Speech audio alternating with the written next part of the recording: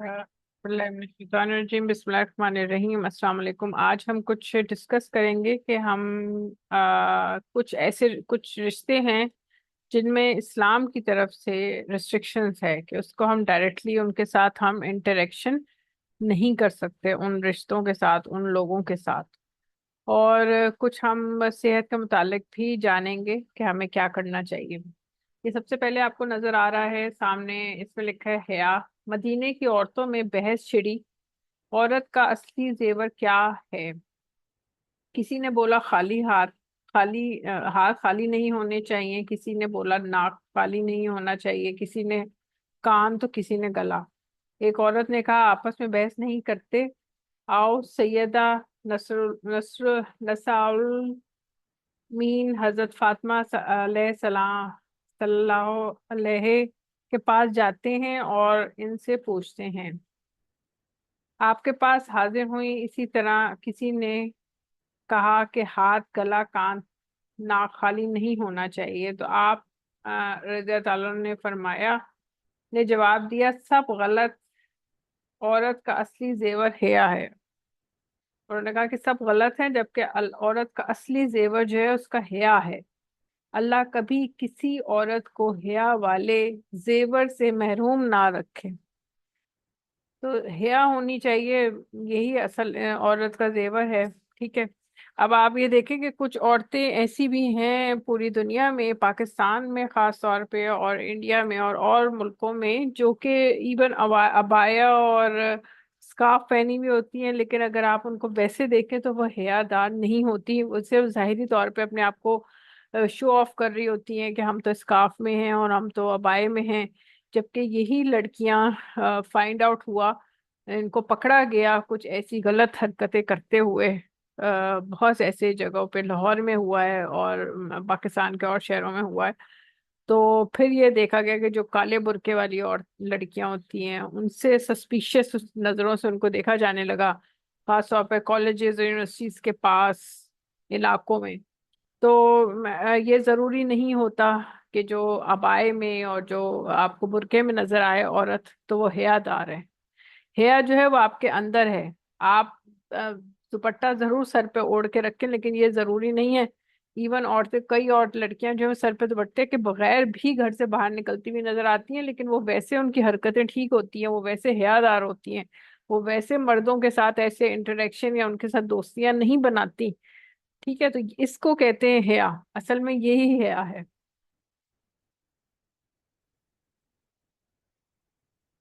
फिर ये देखें, लिखा है सख्त हराम रिश्ते जिनसे बड़ा अजाब आता है। ये है साली और भाभी से मजाक को जाहिल लोग अपना हक समझते हैं। साली और भाभी से, जबकि ये सख्त हराम है और जहन्नुम में ले जाने वाला अमल है। बल्कि देवर जेठ बहनोई और वो गैर महरम रिश्तेदार जिनका घरों में आना जाना हो, इनसे औरतों को बहुत ज्यादा पर्दे का हुक्म है। देवर से, जेठ से, बहनोई और वो गैर महरम रिश्तेदार। ठीक है। किसी को बहन कह देने या भाई बना लेने से अल्लाह के बनाए हुए महरम और ना महरम के रिश्ते बदल नहीं सकते। अपनी जिंदगी को मुश्किल मत बनाएं और खुद को भी धोखा देना छोड़ दें। किसी को बहन कह देने से ना, वो कहते हैं ना, मुंह बोला भाई है या मुंह बोली बहन है। ठीक है ना। तो ठीक है, अगर आपने उसको मुंह बोला भाई या मुंह बोली बहन बनाया है ना, तो उसको उसी दर्जे पर रखें। लोग तो आगे बढ़ के उसके साथ अफेयर चलाना शुरू कर देते हैं, उसके साथ इवन शादी, और चलो शादी अलग बात है, लेकिन अफेयर चला के वो दूसरे गलत फ्रेंडशिप हो जाती है, वो गलत तरीके से उनके साथ फिर फ्रेंडशिप स्टार्ट हो जाती है। तो ये भाई, मुंह बोला भाई कोई भाई नहीं होता। ठीक है। और इसी तरह जो करीबी आपके रिश्तेदार हैं, साली, भाभी, देवर, जेठ, और ये, और इवन आपके जो फ्रेंड्स हैं, जो आपके क्लोज फ्रेंड्स हैं, आपके क्लास फेलोज हैं, वो सारे उनके साथ आपका पर्दा है। औरतों का, ठीक है, मर्दों का भी पर्दा है। ये नहीं कि सिर्फ औरत पर्दा करे, मर्द भी पर्दा करें, औरतें भी पर्दा करें। मर्द को भी हया है कि वो भी नजर ना डाले एक नामहरम औरत पे। ठीक है, ये है। अच्छा, अब ये देखें नामहरम को सलाम करने का हुक्म।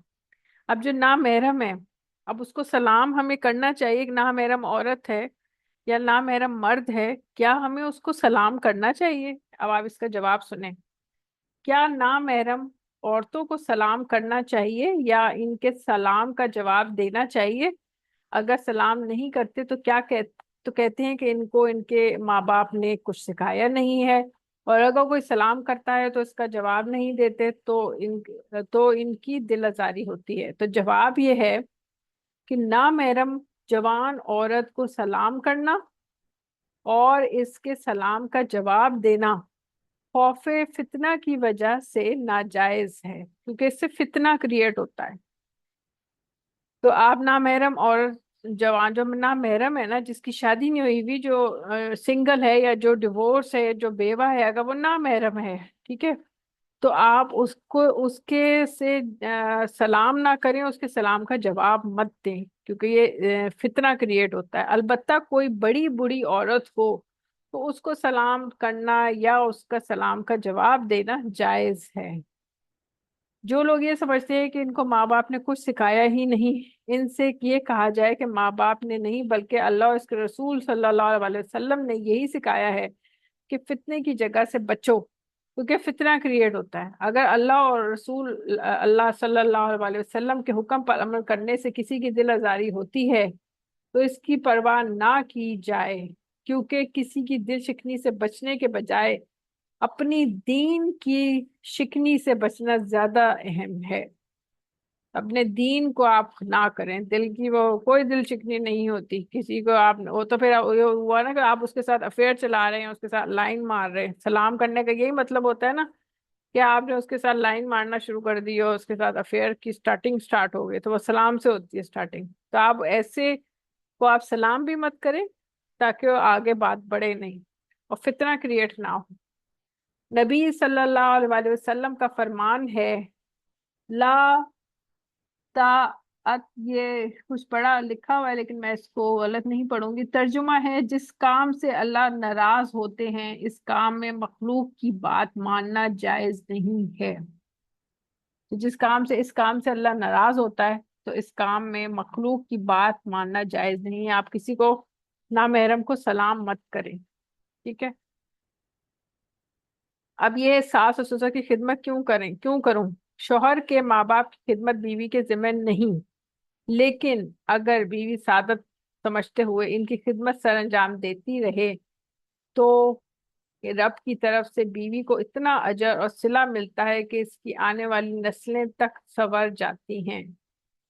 اپنے ساس سسر کو بھی وہ ساس سسر کی نظر کے اس سے نہ دیکھے، بلکہ اس کو ایسی نظر مارے ان کے اوپر جیسے وہ اس کے اپنے ماں باپ ہیں، تو ان کو اللہ بہت بڑا اس کا درجہ دیتا ہے، اور ان سے ایسی ہی محبت کرے، ان کے ساتھ آگے بڑھ کے۔ اگر وہ اس کو تنقیدی نظر سے دیکھ رہے ہیں نا، تو لڑکی کو چاہیے کہ وہ ان کو تنقیدی نظر سے ان کی ختم کر دے، ان کے ساتھ بیٹھ کے باتیں کرے، پیارا محبت کی باتیں کرے، ہنسی مذاق کرے، ان سے ان کا حال چال پوچھے، اور صبح اٹھ کے اور شام کو سونے سے پہلے سلام کر کے یا اللہ حافظ کر کے، اور شبہ خیر، رات کو شبہ خیر کر کے ان کو سلام کر کے ان کا حال چال پوچھ کے، اور پھر وہ سونے جائے یا صبح اٹھ کے آئے۔ تو یہ سلام کرنا اپنے ساس سسر کو، ان کا حال چال پوچھیں، کیونکہ وہ بھی بوڑھے ہیں، وہ بھی ماں باپ ہیں، وہ اس کے شوہر کے ماں باپ ہیں، تو ان کا بھی وہی درجہ ہے۔ ان کو تنقیدی نظر سے مت دیکھو، وہی تمہیں بیاہ کر لے کر آئے ہیں۔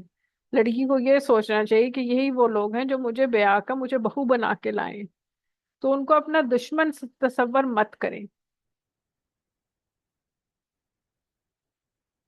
جو لڑکیاں یہ کرتی ہیں کہ انہی لڑکیوں کے ایک میں آپ کو بہت اچھا ٹرپ بتاتی ہوں، کہ جو لڑکیاں اپنے سسرال کی باتیں اپنے گھر والوں کو جا کے بتاتی ہیں کہ سسرال میں یہ ہوا، سسرال میں وہ ہوا، اور ساری شکایتیں جو اپنے گھر والوں کو کرتی ہیں، سسرال والوں سے ڈسکس نہیں کرتی، سسرال والوں سے اپنے شوہر سے نہیں کرتی ڈسکس، اور ان لوگوں کی ساری باتیں جو بھی کچھ سسرال میں ہو رہا ہے، ساری شکایتیں جا کے اپنے گھر والوں کو بتاتی ہیں نا، ان کے گھر زیادہ تر 70-80% پوری دنیا میں یہی ریسرچ ہوئی ہے کہ ان کے گھر نہیں بستے، ان کے نا گھر نہیں بستے، کبھی بھی نہیں بستے۔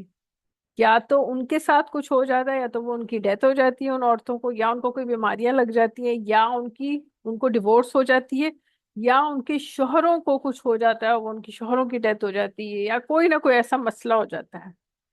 تو بہتر طریقہ یہ ہے کہ لڑکیاں اپنے سسرال کی باتیں اپنے گھر والوں کو مت بتائیں۔ اگر انہیں سسرال والوں سے شکایت ہے نا تو سسرال والوں سے ہی ڈسکس کریں، اپنے ساس کو جا کے بتائیں، اپنے سسرال کے ہی کسی کئی جو اس کے جو سب سے پہلے ساس سسر آتے ہیں ان سے جا کے شکایت کریں، اپنے شوہر سے ڈسکس کریں۔ تو وہ جو لڑکیاں ایسے کرتی ہیں ان کے گھر بس جاتے ہیں۔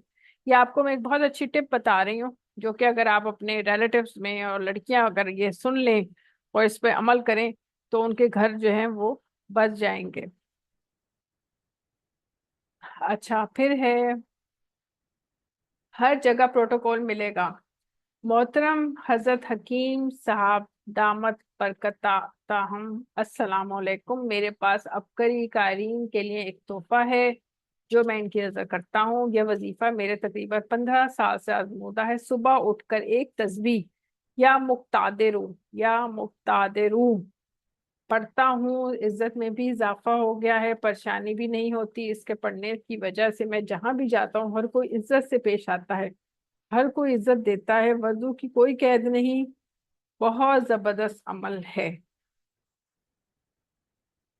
یا مقتدر ہوں، یا مقدر سے یاد رکھیں، مقدر ہوتا ہے نا تو مقتدر سے مقتدر ہوں، تے اور لگا لیں تو مقتدر کر لیں، اور اس کی ایک تسبیح آپ نے صبح اٹھ کے پڑھنی ہے، یاد رکھیں تو عزت میں بھی اضافہ ہوگا، اور سب سے بڑی چیز انسان کو پریشانی بھی کوئی نہیں ہوگی، ٹھیک ہے، لوگ عزت کی نظر سے دیکھیں گے، آپ کو بھی سب کو عزت کی نظر سے دیکھیں گے۔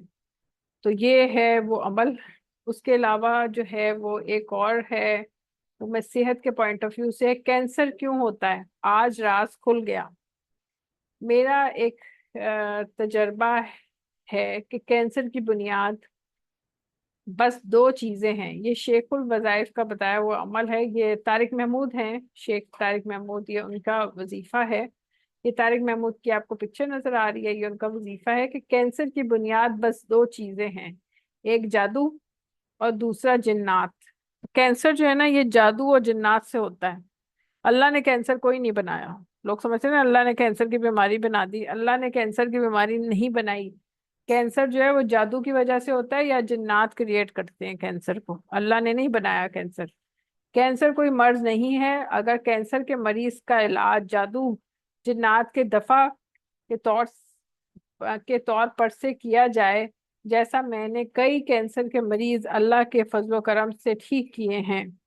افا سبتم ایک آیت، لمبی سی ایک آیت ہے، وہ آپ پڑھیں، ٹھیک ہے، اور اذان سنیں، بار بار اذان سنیں، پورے گھر میں لگائیں اذان سنیں کہ عمل سے کینسر ٹھیک ہوا۔ یا فحسبتم پڑھا اور اذان بہت بار سنی تو اس سے کینسر ٹھیک ہوا۔ سورہ انعام کی آیت نمبر 45، سورہ انعام کی آیت نمبر 45 کثرت سے پڑھنے سے کینسر ٹھیک ہوا۔